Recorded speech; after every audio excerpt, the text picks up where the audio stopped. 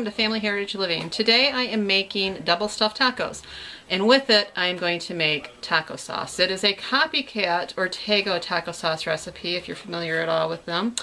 Some people... Even MacGyver needs help sometimes.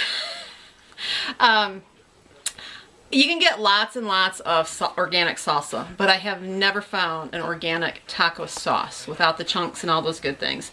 So, I have used this in the past and we've liked it. I have not made it often. I have to use the recipe. The one thing I have noticed about this recipe, and I've looked at several variations, is they all have the same base.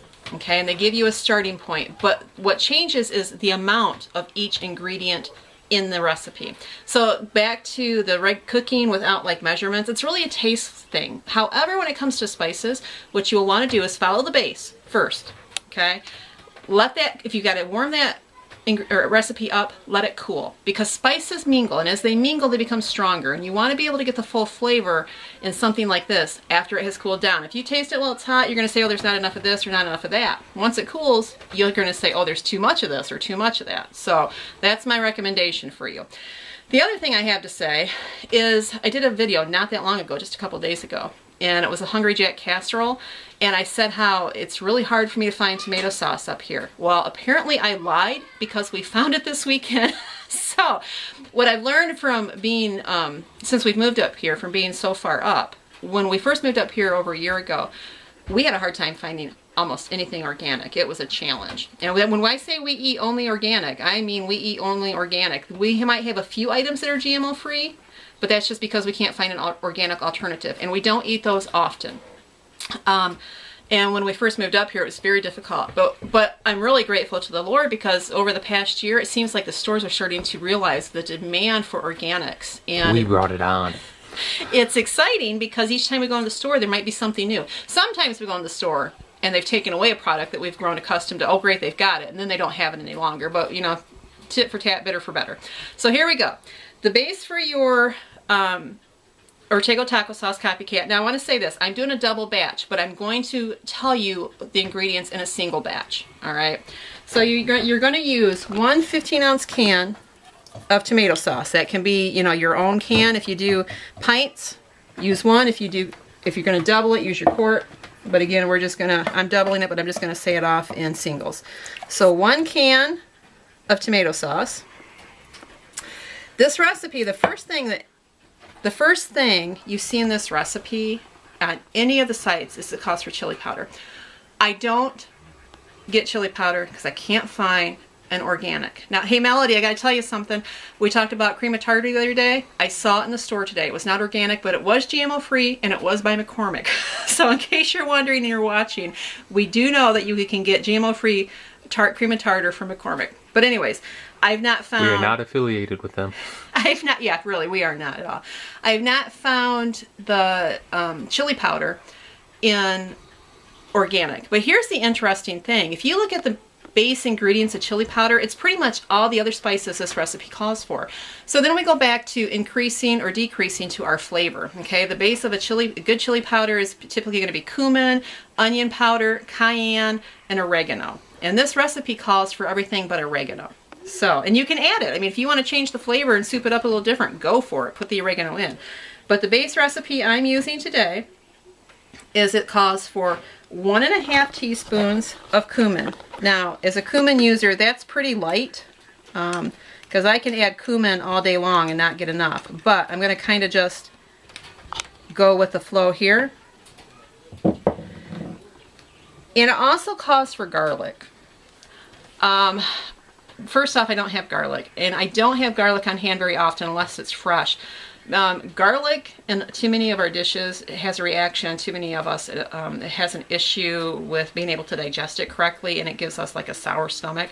So lots of times I will omit the garlic and increase the onion powder. Garlic and onion powder are kind of like hand in hand in many recipes. MacGyver strikes again. So, I love the cameraman. But I still say he's buttering me up for something here.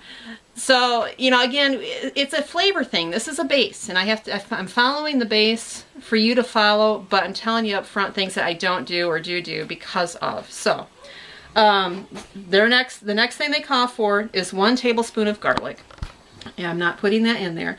Then they call for 1 tablespoon of onion powder. Now I'm using a teaspoon to measure, and of course 3 teaspoons equals 1 tablespoon. All right, need a couple tablespoons of vinegar, ACV. That would be raw apple cider vinegar. Then it calls for a half a tablespoon of paprika. Paprika is the best spice that ever existed on this earth. It adds flavor and it's not overbearingly hot, but it spices up just about everything. And it spices it up just right. Okay, it calls for a 1/4 teaspoon cayenne pepper.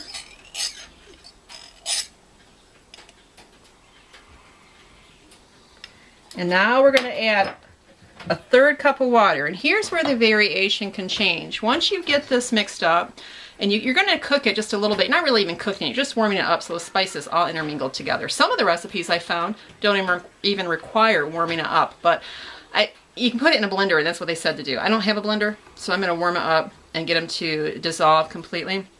But the original amount of water is about 1/4 of a cup, or a 1/3 of a cup. And then if it's too thick for you, you can always add more. Now, the recipes varied between sugar and honey. I have chosen honey. And I'm going to put in approximately, and this is an approximate, 2 tablespoons.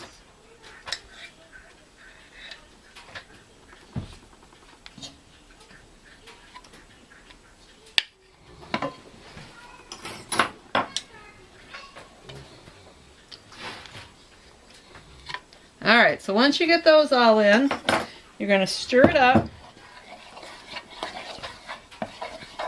and then go put it on your heat so everything dissolves together.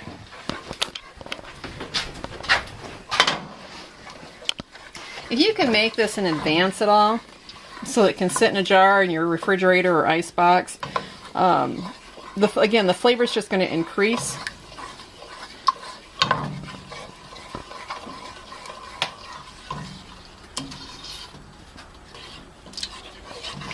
Whew.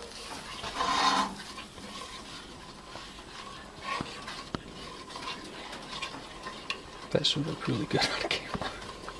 This blue sort of really good on camera. You know, and you don't even have to bring it to any type of simmer. I mean, just warm it up enough to know that you feel comfortable. Woo! Did it again. All right, we're turning the spoon here. We're using the back side, not the side. So if you're using honey, like we use raw honey, so it's really pasty, it dissolves the sugar. If you got sugar in there, eventually it's going to dissolve, especially if you're using a blender. But if you're using your stovetop, just do it until you feel comfortable that everything is mingled together well.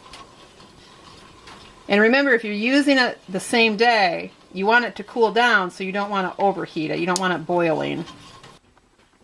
So here's the finished product of the taco sauce.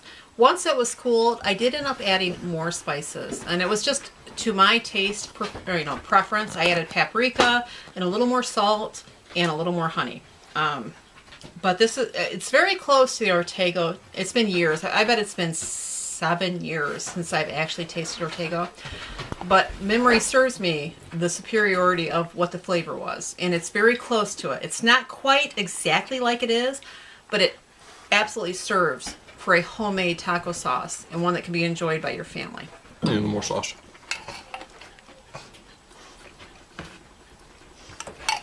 All right. Shove it in there.